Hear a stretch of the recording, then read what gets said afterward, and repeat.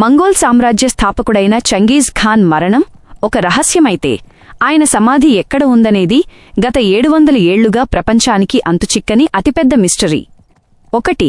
రహస్య అంత్యక్రియలు. చంగీజ్ ఖాన్ 1227లో మరణించినప్పుడు తన సమాధి ఎవరికీ తెలియకూడదని ఆయన ముందే ఆదేశించాడని చరిత్ర చెబుతుంది. ఆయన అంత్యక్రియల సమయంలో జరిగిన కొన్ని సంఘటనలు భయంకరంగా ఉంటాయి.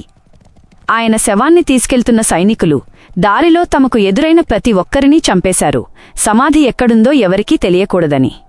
సమాధిని నిర్మించిన దాదాపు 2000 మంది పనివారిని సైనికులు చంపేశారు. ఆ తర్వాత ఆ సైనికులను కూడా మరో బృందం చంపివేసింది. 2. ప్రకృతితో కప్పేయడం.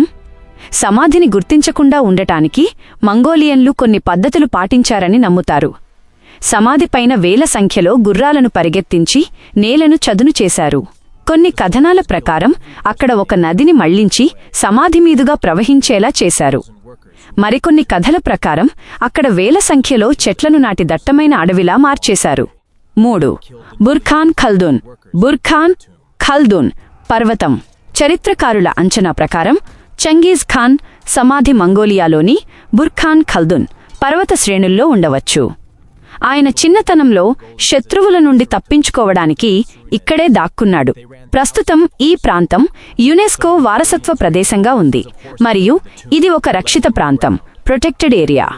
ఇక్కడ తవ్వకాలు జరపడం నిషేధం. 4. ఆధునిక అన్వేషణలు. ప్రస్తుత కాలంలో satellite imagery, ground penetrating radar వంటి టెక్నాలజీ ఉపయోగించి చాలామంది వెతికారు, కానీ ఫలితం దక్కలేదు. ఎందుకు దొరకడం లేదు?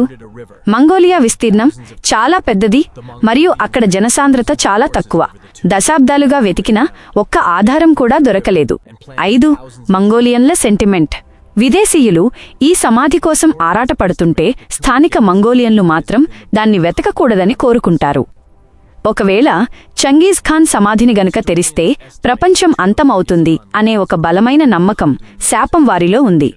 అందుకే వారు తమ గొప్ప నాయకుడి ప్రశాంతతకు భంగం కలిగించకూడదని భావిస్తారు. చంగీజ్ ఖాన్ కోరుకున్నట్లే ఆయన సమాధి ఇప్పటికీ ఒక వీడని పజిల్గానే మిగిలిపోయింది.